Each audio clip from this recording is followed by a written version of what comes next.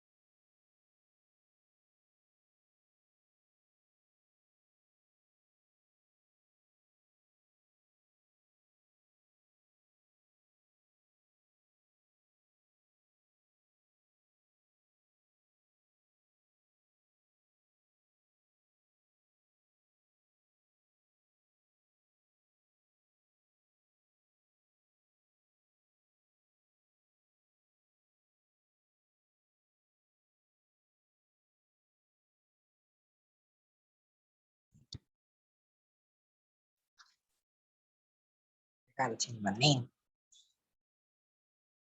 Boy. Okay, what's my name? That's my name.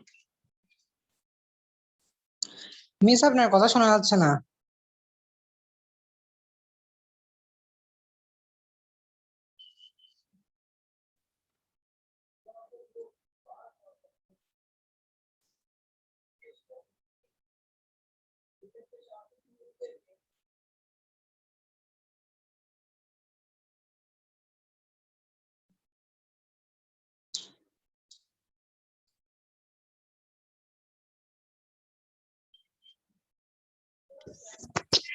I think ma'am के chat बोलते হবে। Ma'am के message দিছি। বুঝি নাই। मैम के मैसेज দিছি। ও আচ্ছা।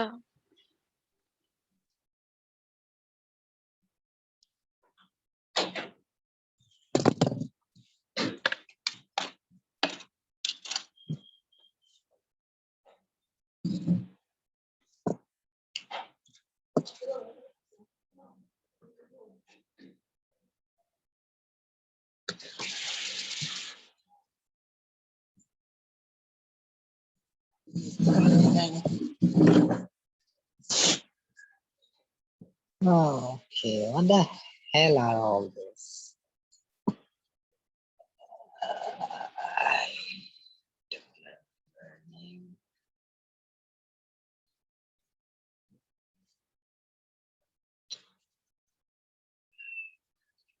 Boy. I remember.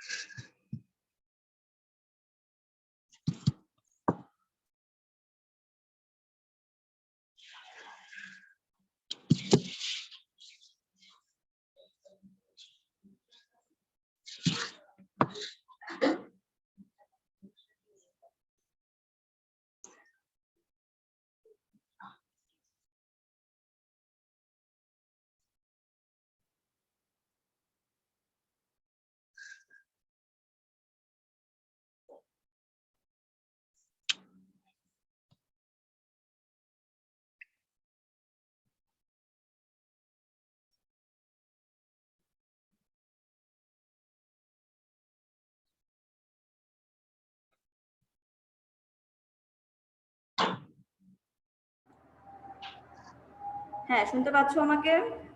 Yes, miss, শুনতে পাচ্ছি।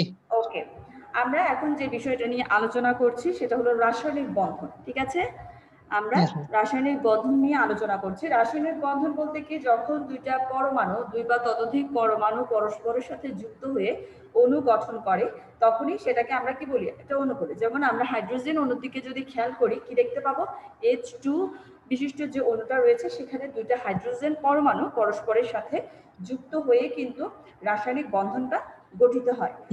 সেম ভাবে আমরা যদি একটা হাইড্রোজেন ক্লোরাইড অণুর দিকে খেয়াল করতে যাই বা হাইড্রোজেন ফ্লোরাইডের দিকে খেয়াল করতে যাই, দেখবো কি একটা হাইড্রোজেন পরমাণু একটা ক্লোরিন বা একটা ফ্লোরাইডের সাথে পরস্পরের সাথে বন্ধনে আবদ্ধ হয়। এখানে বন্ধনে আবদ্ধ হওয়ার জন্য তাদের মধ্যে কিন্তু এক ধরনের আকর্ষণ বলের প্রয়োজন।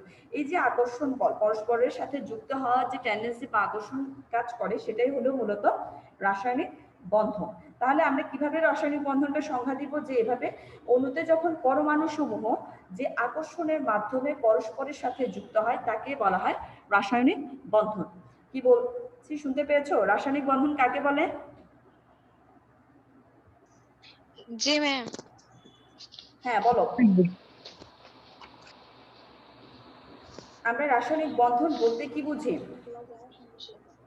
অণুতে পরমাণু সমূহ যে আকর্ষণের মাধ্যমে পরস্পরের সাথে যুক্ত থাকে তাকে বলা হবে রাসায়নিক বন্ধন।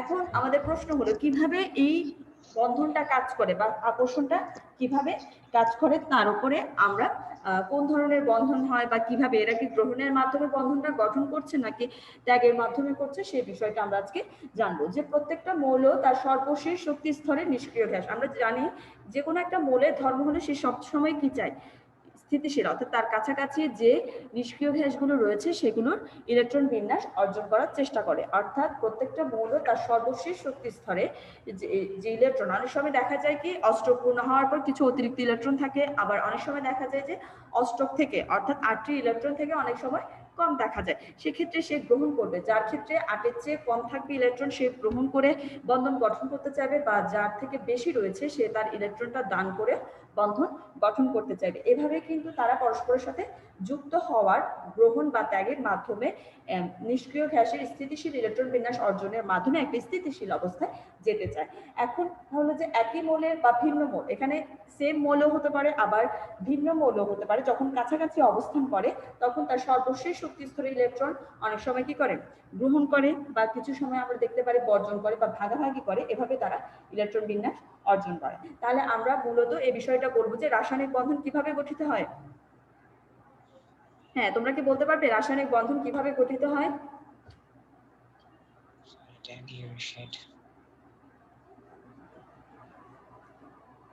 রাসায়নিক বন্ধন আমরা জানি অণুতে পরমাণু সমূহ পরস্পরের মধ্যে যে আকর্ষণ বলের মাধ্যমে পরস্পরের সাথে যুক্ত হয় তাকে বলা হয় রাসায়নিক বন্ধন। রাসায়নিক বন্ধনের একটা মূল কারণ, এদের একটা কারণ হলো এর কেন রাসায়নিক বন্ধনে আবদ্ধ হতে চায়, অর্থাৎ একটা পরমাণু বা একটা মৌল কেন আরেকটা মৌলের সাথে আবদ্ধ হতে চায়, এর কারণ হলো তারা তাদের সর্বশেষ শক্তি স্তরের ইলেকট্রনগুলো নিষ্ক্রিয় গ্যাসের কাছাকাছি, বা তাদের ইলেকট্রন বিন্যাস নিষ্ক্রিয় গ্যাসের স্থিতিশীল যে ইলেকট্রন বিন্যাস রয়েছে তার অর্জন করতে চায়। বিধায় কিন্তু তাদের মধ্যে এই ধরনের একটা প্রবণতা সৃষ্টি হয়, রাসায়নিক মানে অন্য একটা মৌলের সাথে বন্ধন গঠন করায়।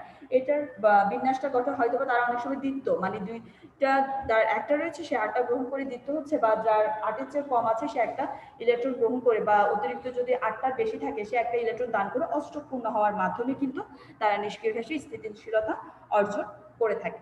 ঠিক আছে, ওকে।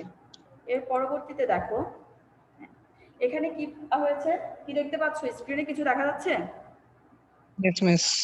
হ্যাঁ, ওকে। আমরা দেখতে পাচ্ছি কি প্রথমে একটা ছিল এ এবং বি মৌল। আমরা ফার্স্টে যে বিষয়টা দেখেছিলাম আলাদা আলাদা দুইটি মৌল, একটা হলো এ মৌল এবং আরেকটি হলো বি মৌল, যেটা স্ক্রিনে আমরা দেখতে পাচ্ছি। এরপরে তারা দেখছি পরবর্তীতে তারা কি করছে, ইলেকট্রন দেখেছো আমি যে ট্রান্সপোর্ট করেছি এখান থেকে একটা জায়গা থেকে আরেকটা জায়গায়, দেখা যাচ্ছে? হ্যাঁ, এ বি যৌগ। আমি আবার একটু দেখাচ্ছি, দেখো এ যৌগ বি যৌগ স্থির আছে। এখানে এ মৌলের মধ্যে কয়টি ইলেকট্রন দেখতে পাচ্ছ, একটু কাউন্ট করে দেখো কয়টি ইলেকট্রন।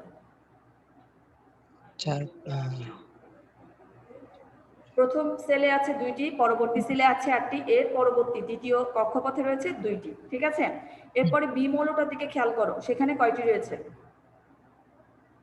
প্রথম স্তরে কয়টি আছে? প্রথম স্তরে 2টি, দ্বিতীয় স্তরে 8টি। 8টি, হ্যাঁ, তৃতীয় স্তরে 6টি। 6টি। তাহলে দেখো একটু খেয়াল করো, হ্যাঁ 6টি। এই মৌলতে প্রথমে দুইটা ফিলাপ আছে, দ্বিতীয় আছে, এর পরবর্তীতেও 8টা আছে, কিন্তু তৃতীয় সেলের মধ্যে 2টা ইলেকট্রন আছে, অর্থাৎ এর 2টা ইলেকট্রন অতিরিক্ত রয়ে গেছে, কারণ অষ্টক পূর্ণ হওয়ার পর, দ্বিতীয় সেলে অষ্টক পূর্ণ হওয়ার পরে কিন্তু এই মৌলের সর্বশেষ শক্তি স্তরে 2টা ইলেকট্রন অতিরিক্ত রয়ে গেছে। সে চাইলে কিন্তু এই 2টা ইলেকট্রন একজনকে ট্রান্সফার করতে পারে। তো আমরা তার পার্শ্ববর্তী যে মৌলটা দেখছি সেটা হলো বি মৌল। বি মৌলের ক্ষেত্রে আমরা দেখতে পাচ্ছি প্রথম সেলে রয়েছে 2টি, এবং দ্বিতীয় সেলে রয়েছে 8টি, এবং তৃতীয় সেলে আছে 6টি, অর্থাৎ তার 2টা ইলেকট্রন, অর্থাৎ তৃতীয় সেলটা যদি অষ্টক পূর্ণ করতে চায় তার আরো 2টা ইলেকট্রনের কি হয়েছে, প্রয়োজন রয়েছে। তাহলে আমরা মানে এখানে চাইলে কিন্তু এ আর বি মৌল, অর্থাৎ এ মৌল বি মৌলকে 2টা ইলেকট্রন দান করে বি মৌলকে কি করতে পারে, বি মৌল যৌগ গঠন করতে পারে। এরপর আমি তোমাদেরকে একটু দেখাচ্ছি কিভাবে তারা ট্রান্সফার হয়ে একটা আরেকটার সাথে যুক্ত হয়ে এ বি মৌলটা গঠন করছে। একটু স্ক্রিনের দিকে ভালো করে খেয়াল করো। দেখতে পাচ্ছ 2টা ইলেকট্রন কোথায় সরে গেছে?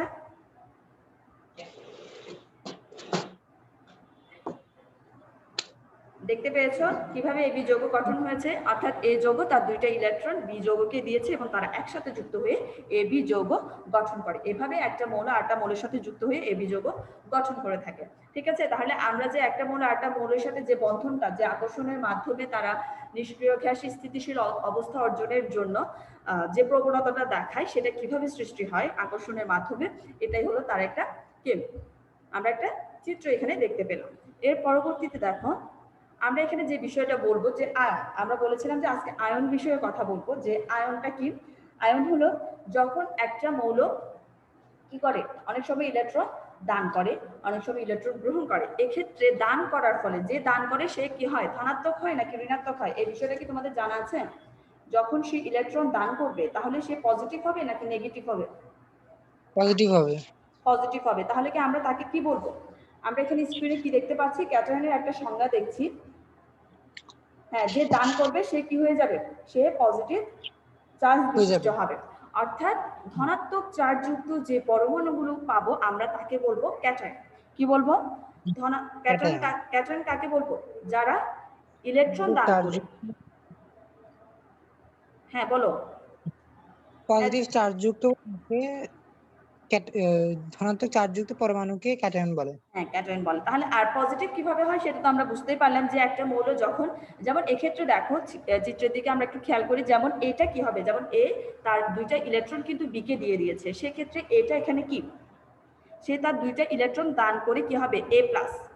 উপরে আমরা যখন লিখবো এ লিখে উপরে একটা এ পজিটিভ দিব, কর্নারে পজিটিভ দিব, অর্থাৎ সে ধনাত্মক চার্জ যুক্ত হয়েছে। এই যে ধনাত্মক চার্জ যুক্ত পরমাণু এটাকে বলা হবে ক্যাটায়ন, অর্থাৎ আমরা এখানে এই প্লাস যেটা থাকবে সেটাকে আমরা ক্যাটায়ন বলবো। আর অ্যানায়ন কি? হচ্ছে মাইনাস বা ঋণাত্মক। হ্যাঁ, ঋণাত্মক চার্জ যুক্ত পরমাণু। অর্থাৎ এক্ষেত্রে কোনো মৌল যদি কি করে, ইলেকট্রন গ্রহণ করে, সেক্ষেত্রে সেই ঋণাত্মক চার্জ হবে এবং ঋণাত্মক চার্জ যুক্ত পরমাণুকে বলা হবে অ্যানায়ন। ঋণাত্মক চার্জ যুক্ত পরমাণুকে কি বলা হবে? অ্যানায়ন বলা হবে। তাহলে তোমাদের কাছে ক্যাটায়ন আর অ্যানায়ন বিষয়টা কি বোঝা গিয়েছে? Yes miss. হ্যাঁ, যদি আমরা একটা উদাহরণের সাহায্যে দেখতে যাই, যেমন লিথিয়ামের ইলেকট্রন বিন্যাসটা আমাকে একটু বলো। লিথিয়ামে ইলেকট্রন বিন্যাস হচ্ছে যে 1s2, হ্যাঁ 1s2, 2s1। আমরা জানি লিথিয়ামের পারমাণবিক সংখ্যা হলো 3, সেক্ষেত্রে তার ইলেকট্রন বিন্যাস যখন করা হবে তখন 1s2, 2s1 হবে। এক্ষেত্রে সে কি করবে দেখো, এই প্রথম সেলে কিন্তু যদি আমরা এই 3টে ইলেকট্রন বসাতে যাই, আমরা জানি প্রথম শক্তি স্তরে শুধুমাত্র 2টা ইলেকট্রন দিতে পারবে এবং পরবর্তী যে শক্তি স্তর রয়েছে সেখানে একটা ইলেকট্রন হবে।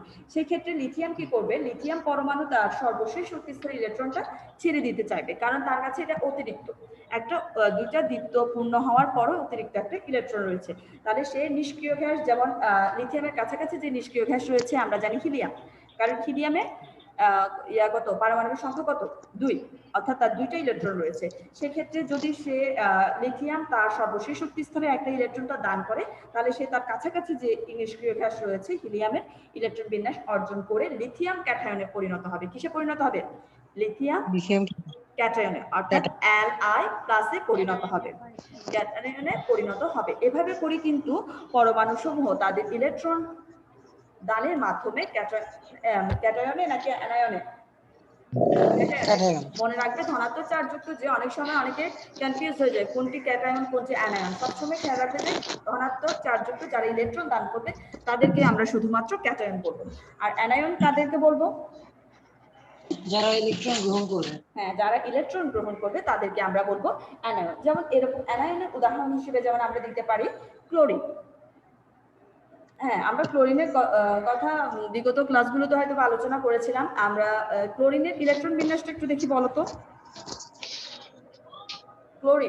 ক্লোরিনের ইলেকট্রন বিন্যাস, তাদের পারমাণবিক সংখ্যাটা বলে ইলেকট্রন বিন্যাসটা একটু বলো। আমরা এখন দেখবো এটা কি ক্যাটায়নে পড়ছে নাকি অ্যানায়নে পড়ছে। ক্লোরিনের পারমাণবিক সংখ্যা কত? কারো মনে নেই?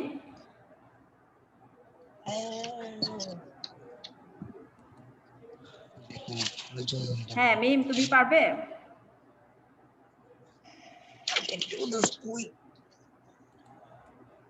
মিস আমি পারবো। হ্যাঁ বলো। 1s2 হ্যাঁ 2s2 2p5 সর্বশেষ স্তরটা বলেছো, পুরাটা যদি করতে যাই, যেমন ক্লোরিন আরেকটু ক্লিয়ার করে দাও যে ক্লোরিন হলো 17 পারমাণবিক সংখ্যা বিশিষ্ট একটা পরমাণু। এক্ষেত্রে আমরা যদি তার ইলেকট্রন বিন্যাস করতে যাই আমরা কিভাবে বলবো?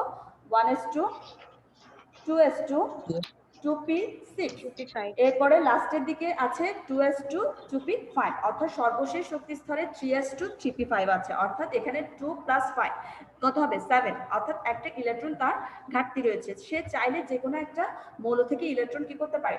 গ্রহণ করতে পারে। অর্থাৎ ক্লোরিন পরমাণু চাইলে একটা ইলেকট্রন কোনো একটা মৌল থেকে গ্রহণ করে সেই নিষ্ক্রিয় গ্যাস, যেমন তার কাছাকাছি 17 এর পরে আমরা জানি 18তে কি রয়েছে? একটা নিষ্ক্রিয় গ্যাসের অবস্থান আছে, যেটা হলো আর্গন।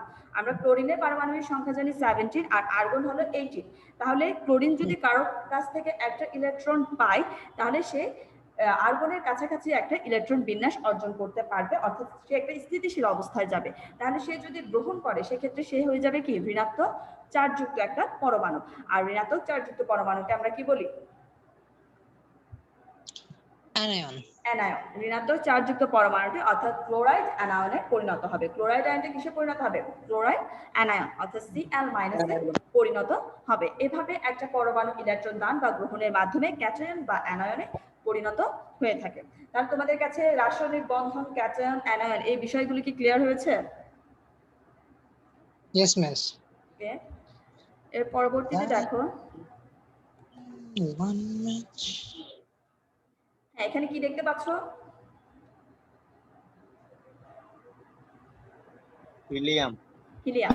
আমরা দেখতে পাচ্ছি এখানে হিলিয়াম। হিলিয়ামের ইলেকট্রন কতটি থাকে? হিলিয়ামের ইলেকট্রন কয়টি? দুইটি। হিলিয়ামের ইলেকট্রন হলো দুইটি। এটা একটা নিষ্ক্রিয় গ্যাস। এবং নিয়নের এটাও আরেকটা কি? নিষ্ক্রিয় গ্যাস। তার ইলেকট্রন বিন্যাস কত?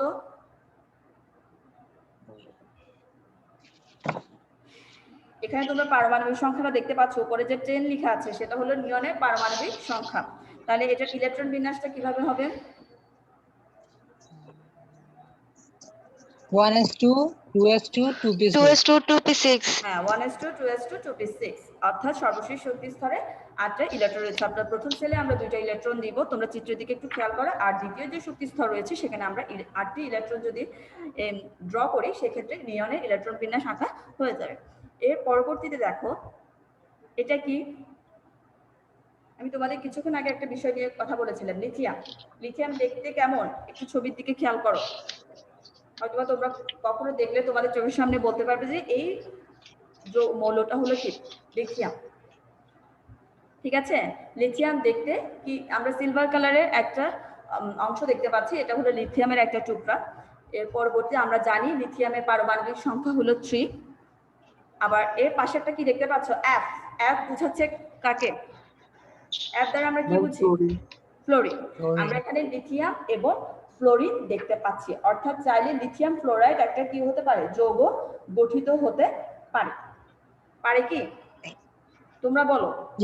লিথিয়াম ফ্লোরাইড কি যৌগ গঠন করবে? Yes miss. কিভাবে একটু ব্যাখ্যাটা যদি দিতে বলি? লিথিয়ামের শেষ তে হ্যাঁ, শেষ কক্ষপথে কয়টা ইলেকট্রন আছে? একটি ইলেকট্রন। আর ফ্লোরিনের একটু বলো।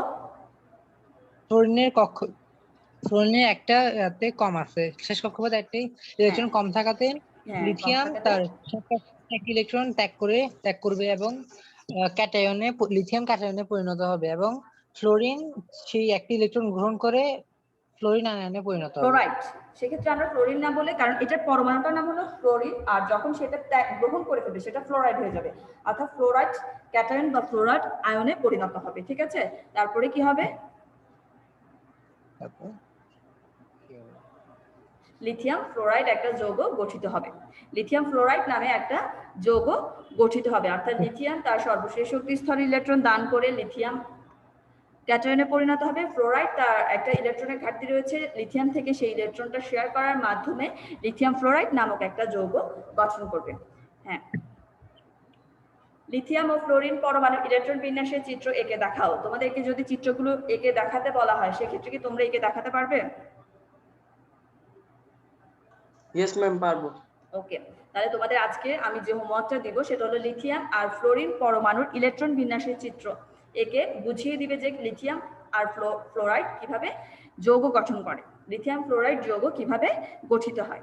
ঠিক আছে, এর পরবর্তীতে দেখো, হ্যাঁ একটু আবারও খেয়াল করো, আমি আবার একটু তোমাদেরকে দেখাচ্ছি। এভাবে করে তোমরা চিত্র অঙ্কন করবে। লিথিয়ামের প্রথম শক্তি স্তরে দুইটা দিবে এবং শেষ শক্তি স্তরে দিবে একটি। লিথিয়ামের ইলেকট্রন বিন্যাস এভাবে করে আঁকবে এবং সবসময় খেয়াল রাখবে কখনো কলম দিয়ে তোমরা খাতায় ইলেকট্রন বিন্যাস আঁকবে না, পেন্সিল দিয়ে এবং কম্পাসের সাহায্যে সুন্দর করে ইলেকট্রন বিন্যাসটা অঙ্কন করে দিবে। এরপর ফ্লোরাইড, ফ্লোরাইডের ক্ষেত্রে আমরা জানি প্রথম শক্তি স্তরে দুইটি এবং পরবর্তী শক্তি স্তরে আমরা কয়টা ইলেকট্রন দেখতে পাচ্ছি? 7টি। সে কিভাবে যৌগ গঠন করছে দেখো, এটা হলো লিথিয়াম আর ফ্লোরিন পরমাণুর ইলেকট্রন বিন্যাস। হ্যাঁ, তোমাদেরকে যে বিষয়টা কিছুক্ষণ আগে বলা হয়েছিল বা তোমাদের থেকে জিজ্ঞেস করা হয়েছিল, তোমরা বলতে পেরেছো এভাবে যে লিথিয়াম একটা ইলেকট্রন দান করবে, লিথিয়াম প্লাসে পরিণত হবে। স্টুডেন্ট দিকে খেয়াল করো, লিথিয়াম প্লাস ক্যাটায়নে পরিণত হবে এবং ফ্লোরাইডের একটা ইলেকট্রন কম, সে লিথিয়াম থেকে গ্রহণ করে ফ্লোরাইড আয়নে পরিণত হয়ে লিথিয়াম ফ্লোরাইড নামক একটা যৌগ গঠন করবে। ঠিক আছে, তোমরা এটা আমাকে সুন্দর করে চিত্র সহকারে ব্যাখ্যা আমাকে আজকে হোমওয়ার্ক দিবেন, লিথিয়াম ফ্লোরাইড কিভাবে যৌগ গঠন করে।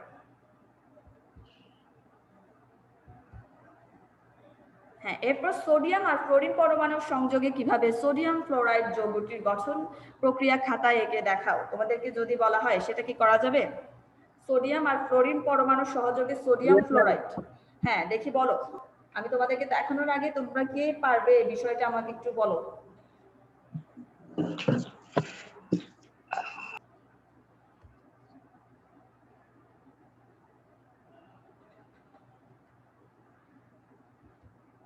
হ্যাঁ, চিত্রটা দেখতে পাচ্ছ কিভাবে আঁকা হয়েছে? আমি আবার একটু দেখাচ্ছি। হ্যাঁ, এক্ষেত্রে কি করবে? সোডিয়াম, আমি এখানে দিলাম কি সোডিয়ামের পরমাণু।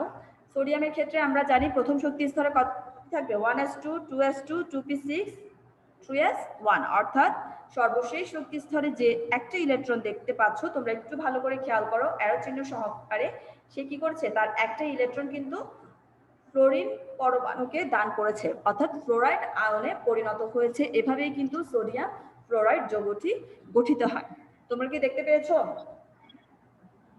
Yes ma'am. হ্যাঁ, তাহলে এই ক্ষেত্রে আমরা যে বিষয়টা দেখতে পাচ্ছি যে সোডিয়াম তার অতিরিক্ত একটা ইলেকট্রন ফ্লোরিন পরমাণুকে দিয়ে ফ্লোরাইড আয়নে পরিণত হওয়ার মাধ্যমে তারা সোডিয়াম ফ্লোরাইড যৌগ গঠন করে থাকে। এভাবে চিত্র দিয়ে ইলেকট্রন সহকারে তোমরা এভাবে ট্রান্সফার করে দেখিয়ে অ্যারো চিহ্ন দিয়ে চিত্রগুলো একটু ক্লিয়ার করে দিবে। তাহলে এখানে আমরা যে বিষয়টা দেখব যে আমরা জানি ধাতু সমূহ একটা আয়নীকরণ শক্তি বা অনেক কম থাকায় কিছু কিছু ধাতু আছে যাদের আয়নীকরণ শক্তির মান কম, তারা অতি সহজে কি করে? তাদের সর্বশেষ শক্তি স্তরের ইলেকট্রনটা ত্যাগ করে। খেয়াল রাখবে কারা ইলেকট্রন ত্যাগ করতে পারে? যাদের সর্বশেষ শক্তি স্তরে আয়নীকরণ শক্তিটা কম থাকে, তারাই তাদের সর্বশেষ শক্তি স্তরের ইলেকট্রনটা দান করে পজিটিভ চার্জ বিশিষ্ট আয়ন বা ক্যাটায়নে পরিণত হতে পারে। আবার সেগুলো কিন্তু ধাতুর ক্ষেত্রে। আর অধাতুর ক্ষেত্রে কি হয়ে থাকে? তোমাদের অনেক সময় বলতে পারে যে কে ক্যাটায়নে পরিণত হয়, ধাতু নাকি অধাতু। সেক্ষেত্রে তোমরা অপশন সহকারে যদি তোমাদের কোনো অবজেক্টিভ আসবে সেগুলো একটু ভালো করে খেয়াল রাখবে যে অধাতু। ধাতুদের আয়নীকরণ শক্তি কম বিধায় তারা তাদের ইলেকট্রনটা ত্যাগ করে ধনাত্মক আয়নে পরিণত হয়, আর অধাতুদের ইলেকট্রন আসক্তি বেশি। কি বললাম, অধাতুদের ইলেকট্রন আসক্তি কেমন?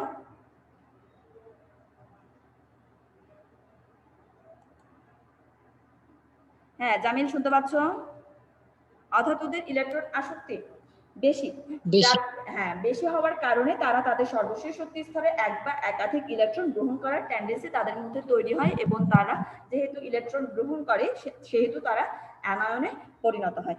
এভাবে যদি বিপরীত চার্জ বিশিষ্ট দুইটা আদানের সৃষ্টি হয়, কোনো একটা যোগের ক্ষেত্রে যদি বিপরীত চার্জ বিশিষ্ট অর্থাৎ একজনে দান করে প্লাস হলো আরেকজন গ্রহণ করে মাইনাস হলো, এক্ষেত্রে বিপরীত চার্জ বিশিষ্ট কোনো আদান ক্যাটায়ন ও অ্যানায়নের মধ্যে যে স্থির বৈদ্যুতিক আকর্ষণ, আমি কি বললাম, স্থির বৈদ্যুতিক আকর্ষণ, যেটাকে বলা হয় ইলেকট্রোস্ট্যাটিক বল কাজ করে, অর্থাৎ এক ধরনের বন্ধন গঠনের ক্ষেত্রে এক ধরনের বল কাজ করবে। এক্ষেত্রে আমরা যে বললাম বিপরীত চার্জ বিশিষ্ট যে আয়নগুলো সৃষ্টি হবে সেটা স্থির বৈদ্যুতিক আকর্ষণ বা ইলেকট্রোস্ট্যাটিক বল এদের মধ্যে কাজ করবে। এই বলটা আকর্ষণ বলের ফলে হয়ে থাকে এবং তারা পরস্পরের সাথে যুক্ত হবে। যুক্ত হওয়ার মাধ্যমে কিন্তু অ্যানায়ন আর ক্যাটায়ন পরস্পরের সাথে কি হবে, যুক্ত হবে। এই যে ক্যাটায়ন ও অ্যানায়ন পরস্পরের সাথে যুক্ত হয়ে যে বন্ধনটা গঠন করে তাকে বলা হবে আয়নিক বন্ধন। কি বললাম, ক্যাটায়ন আর অ্যানায়ন পরস্পরের সাথে গঠন করে একসাথে যুক্ত হয়ে কোন বন্ধন গঠন করে? আয়নিক গঠন ম্যাম। আয়নিক বন্ধন। আয়নিক বন্ধন গঠন করে। আবার আয়নিক বন্ধনের আরেকটি নাম মনে রাখবে, সেটা হলো তড়িৎযোজী বন্ধন। অনেক সময় আয়নিক বন্ধন না বলে বলতে পারে তোমাদেরকে তড়িৎযোজী বন্ধন ব্যাখ্যা করে, তাহলে তোমরা আয়নিক বন্ধনটাই ব্যাখ্যা করে দিবে এক্ষেত্রে, ঠিক আছে? তাহলে তুমি কি আয়নিক বন্ধন বা তড়িৎযোজী বন্ধনটা বুঝতে পেরেছো? Yes miss. হ্যাঁ, একটু বলো তো দেখি তড়িৎযোজী বন্ধনটা আমাকে একটু, মানে কিভাবে সৃষ্টি হবে?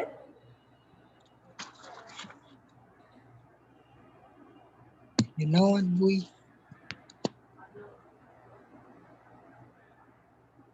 হ্যাঁ বলতে পারো, তোমরা চিত্রের সাহায্য নিতে পারো বা চাইলে চিত্রের ব্যাখ্যাটা দিয়ে আমাকে বুঝাতে পারো যে এভাবে আয়নিক বন্ধন এরা গঠন করেছে। এখানে যে বন্ধনটা দেখতে পাচ্ছ এটাও মূলত একটা আয়নিক বন্ধন। ওকে ওকে, মিস, এই চিত্রটাই ব্যাখ্যা করি। হ্যাঁ বলো। ঠিক আছে। Na পরমাণুতে Na পরমাণুর শেষ কক্ষপথে একটি ইলেকট্রন থাকাতে Na পরমাণু সেই ইলেকট্রন ত্যাগ করে লিথিয়াম পরমাণু Na পরমাণু। সোডিয়ামটা দিয়ে ব্যাখ্যা করো। আমরা তো লিথিয়ামটা নিয়ে আলোচনা করেছিলাম, এখন সোডিয়াম ফ্লোরাইড নিয়ে আলোচনা করো। Okay ma'am. ওকে, একটি ইলেকট্রন ত্যাগ করে তা সোডিয়াম আর কোনটা? সোডিয়াম আর ফ্লোরাইড। স্ক্রিনের দিকে তাকাও, দেখা যাচ্ছে এখানে সোডিয়াম ও ফ্লোরিন পরমাণু সহযোগে সোডিয়াম ফ্লোরাইড যৌগ কিভাবে গঠিত হয়। এখানে একটি ইলেকট্রন ত্যাগ করে তা ক্যাটায়নে পরিণত হয়, ক্যাটায়ন আধান গঠন করে এবং ফ্লোরিন সে একটি ইলেকট্রন গ্রহণ করে অ্যানায়নে পরিণত হয়। এর ফলে সোডিয়াম ক্লোরাইড যৌগ গঠিত হয়। গুড। তাহলে হ্যাঁ এভাবে করে ব্যাখ্যাটা দিবে, তুমি বলেছো। আর একটু যদি আমরা ডিটেইলসে বলতে যাই যে প্রত্যেকটা জিনিসের সংজ্ঞাটা দিয়ে আমরা আয়নিক বন্ধনটা যদি বলা হয় সোডিয়াম ফ্লোরাইড আয়নিক বন্ধন গঠন করে, এটা ব্যাখ্যা করো, তাহলে সেক্ষেত্রে আমাদেরকে একটু ডিটেইলসে যে বিষয়গুলো বলতে হবে যে সোডিয়ামের আমরা ইলেকট্রন বিন্যাসটা দেখাবো। সোডিয়াম হলো 11 পারমাণবিক সংখ্যা বিশিষ্ট একটা পরমাণু। সেক্ষেত্রে সোডিয়াম কি করবে, সোডিয়ামের ইলেকট্রন বিন্যাস হলো প্রথম শক্তি স্তরে 2টি, পরবর্তী শক্তি স্তরে 8টি এবং তৃতীয় শক্তি স্তরে একটা ইলেকট্রন থাকা কথা ছিল, ঠিক আছে? এখানে আমরা দেখতে পাচ্ছি নেই, কিন্তু হয়তো এটা ফ্লোরাইড পরমাণু আয়নকে দিয়ে দিয়েছে, যার কারণে এখানে দেখতে পাচ্ছি না। তাহলে সোডিয়াম একটা ইলেকট্রন ত্যাগ করে কিসে পরিণত হবে?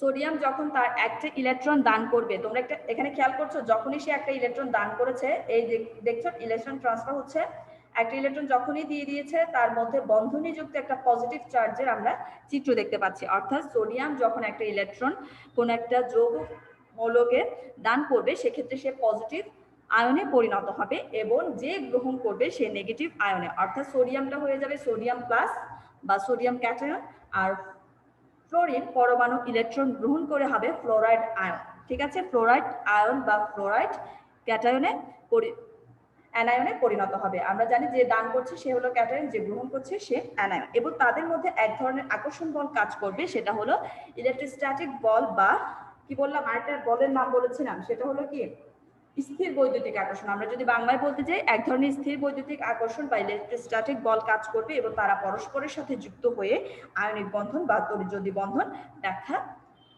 পরস্পরের সাথে যুক্ত হবে। এটাই হলো তাদের মূলত সোডিয়াম ক্লোরাইড যৌগ গঠনের একটা ব্যাখ্যা। ঠিক আছে, তোমরা এগুলো কিন্তু একটু সমীকরণ সহকারে দেখিয়ে দিবে। যখন এটা তোমাদের একটু নাম্বার বেশি থাকবে সেক্ষেত্রে তোমাদেরকে বর্ণনাটা একটু বড় করেই দিতে হবে যে কিভাবে এটা গঠন করছে, সেই চিত্রগুলো সমীকরণ সহ দেখিয়ে দিবে। ঠিক আছে, এখন কি বোঝা গিয়েছে? হ্যাঁ, আমাকে শুনতে পাচ্ছ তোমরা? সাতদিন। তাহলে আমরা দেখতে পাচ্ছি কি সোডিয়াম ক্লোরাইড আয়নিক বন্ধন গঠন করে, অর্থাৎ তারা ইলেকট্রন গ্রহণ বা ত্যাগের মাধ্যমে পরস্পরের সাথে এক ধরনের আকর্ষণ বল, স্থির বৈদ্যুতিক আকর্ষণ বলের মাধ্যমে পরস্পরের সাথে যুক্ত হয়ে সোডিয়াম ক্লোরাইড নামক আয়নিক বন্ধন গঠন করে। তাহলে এখন যদি তোমাদেরকে বলা হয় তড়িৎদ্বন্দ্বী বন্ধন বা আয়নিক বন্ধন কাকে বলে, সেক্ষেত্রে তোমরা কি বলবে? দেখি আমাকে বলো, আয়নিক বা তড়িৎদ্বন্দ্বী বন্ধন কাকে বলে?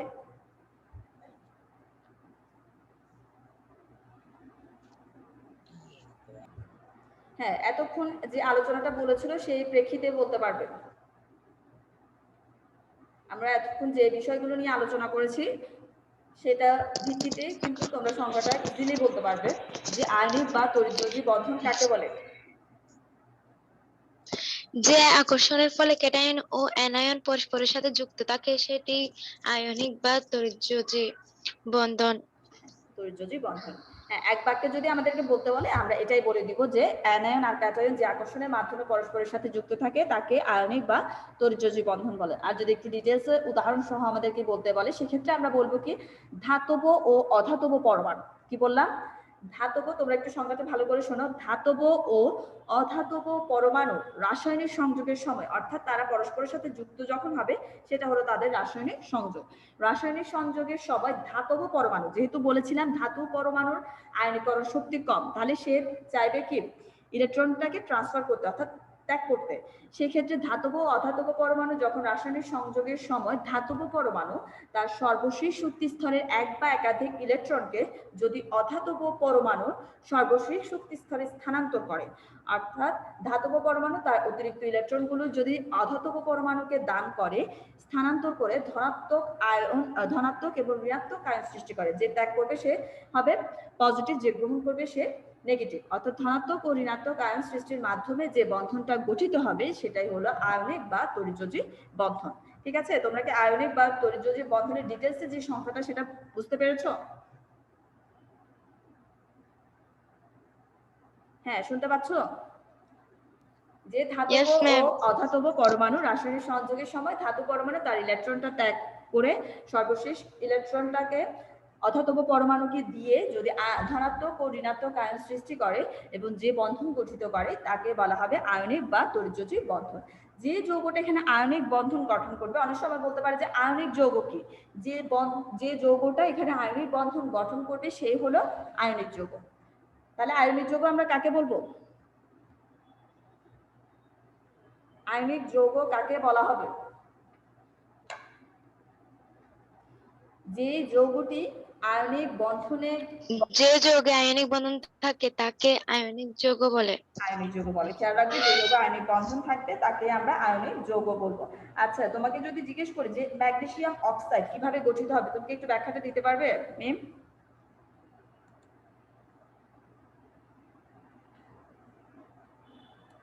ম্যাগনেসিয়াম অক্সাইড যদি বলা হয় কিভাবে যৌগ গঠন করে, এটা ব্যাখ্যা কি দেওয়া যাবে? হ্যাঁ, কেউ যদি পারো তাহলে একটু বলো। ম্যাগনেসিয়াম অক্সাইড কিভাবে যৌগ গঠন করে? আমরা ইলেকট্রন বিন্যাসটা দেখব, হয়তোবা আমরা যদি ম্যাগনেসিয়ামের ইলেকট্রন বিন্যাসে যাই দেখব তার সর্বশেষ শক্তি স্তরে দুইটা কি রয়েছে, ইলেকট্রন রয়েছে। সে তার ইলেকট্রনটা দান করে তার কাছাকাছি যে নিষ্ক্রিয় গ্যাস, আমরা জানি ম্যাগনেসিয়ামের কাছাকাছি নিষ্ক্রিয় গ্যাস হলো নিয়ন, সেই নিয়নের ইলেকট্রন বিন্যাস অর্জন করবে এবং তার সর্বশেষ শক্তি স্তরে 8টা ইলেকট্রন গঠন করে কি করবে, ম্যাগনেসিয়াম 2+, অর্থাৎ তার অতিরিক্ত যে ইলেকট্রনটা ছিল সেটা ত্যাগ করে সে ম্যাগনেসিয়াম 2+। যে ক্ষেত্রে খেয়াল রাখবে যদি একটা ইলেকট্রন ত্যাগ করে সেটা হবে একটা মাত্র আমরা প্লাস দিব, আর যদি 2টা হয় 2টা প্লাস দিব না, সেক্ষেত্রে আমরা 2 প্লাস দিব, বা 3টা ত্যাগ করলে 3 প্লাস। এভাবে 2 এর অধিক যদি ইলেকট্রন ত্যাগ করে আমরা সংখ্যাটা উল্লেখ করে দিয়ে তার পাশে প্লাস চিহ্নটা দিব। এক্ষেত্রে ম্যাগনেসিয়াম যেহেতু 2টা ইলেকট্রন ত্যাগ করবে, সেই ম্যাগনেসিয়াম 2 প্লাসে পরিণত হয়ে নিয়নের ইলেকট্রন বিন্যাস অর্জন করবে। এবং আবার অক্সিজেনের যদি আমরা ইলেকট্রন বিন্যাস খেয়াল করতে যাই, দেখবো আমরা অক্সিজেনের ক্ষেত্রে 2টা ইলেকট্রনের কি রয়েছে, ঘাটতি রয়েছে, অর্থাৎ সে ওই অক্সিজেনটা ম্যাগনেসিয়াম থেকে ওই 2টা ইলেকট্রন গ্রহণ করে ম্যাগনেসিয়াম অক্সাইডের গঠন করবে। তাহলে আমরা ইজিলি বলতে পারবো যে ম্যাগনেসিয়াম অক্সাইড হলো একটা আয়নিক যৌগ। অনেক সময় বলতে পারে যে ম্যাগনেসিয়াম অক্সাইড একটি আয়নিক যৌগ, এটা ইলেকট্রন বিন্যাস একে ব্যাখ্যা করো। সেক্ষেত্রে তোমরা, আমি যে স্ক্রিনে দেখাচ্ছি এভাবে করে ইলেকট্রন বিন্যাস অঙ্কন করে ব্যাখ্যাটা ট্রান্সফারটা দেখিয়ে দিবে অ্যারো চিহ্ন দিয়ে, যে একটা জায়গা থেকে আরেকটা জায়গাতে এখানে ট্রান্সফার হচ্ছে এবং যে ত্যাগ করছে সে পজিটিভ, যে গ্রহণ করছে সে নেগেটিভ। এভাবে তারা ইলেকট্রন বিন্যাস, স্থিতিশীল ইলেকট্রন বিন্যাস, নিষ্ক্রিয় গ্যাসীয় ইলেকট্রন বিন্যাস অর্জন করার মাধ্যমে তারা সোডিয়াম ক্লোরাইড বলো বা ম্যাগনেসিয়াম অক্সাইড বা এর আগে আমরা যেটা আলোচনা করেছিলাম সোডিয়াম ক্লোরাইড, এভাবে করে তারা মূলত যৌগ গঠন করে থাকে। ঠিক আছে, তাহলে তোমাদের কাছে বিষয়গুলো ক্লিয়ার হয়েছে। আজকে আয়নিক বন্ধনটা তোমরা ভালো করে বুঝতে পেরেছো?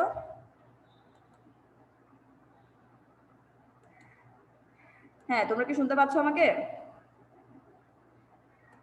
Yes ma'am. ওকে, তাহলে আমরা আজকে যে বিষয়টা নিয়ে আলোচনা করলাম সেটা হলো আয়নিক বন্ধন। তাহলে তোমাদেরকে আমি একটা হোমওয়ার্ক দিয়েছিলাম, সেটা হলো লিথিয়াম ফ্লোরাইড কিভাবে যৌগ গঠন করে সেটা ব্যাখ্যা করো। এটা হোমওয়ার্কটা তোমরা আমাকে স্কুল অ্যাপসে করে দিবে, ওখানে হোমওয়ার্কটা জমা দিবে। ঠিক আছে, আমি তো হোমওয়ার্ক পাবো? হ্যাঁ, শুনতে পাচ্ছ তোমরা? Yes ma'am. ওকে, তাহলে প্রশ্নটা আবার দরকার হলে একটু লিখে নাও যে লিথিয়াম ফ্লোরাইড কিভাবে যৌগ গঠন করে, এটার ব্যাখ্যা চিত্র ইলেকট্রন বিন্যাস এঁকে এটার ব্যাখ্যাটা তোমরা দিবে। হ্যাঁ, লিথিয়াম ফ্লোরাইড কিভাবে যৌগ গঠন করে, এটাই হলো আজকে তোমাদের হোমওয়ার্ক। তাহলে তোমাদের ক্লাস আজকে এখানেই সমাপ্ত করলাম। সকলে ভালো থেকো, সুস্থ থেকো। আল্লাহ হাফেজ। ম্যাম আসসালামু আলাইকুম। ওয়ালাইকুম সালাম।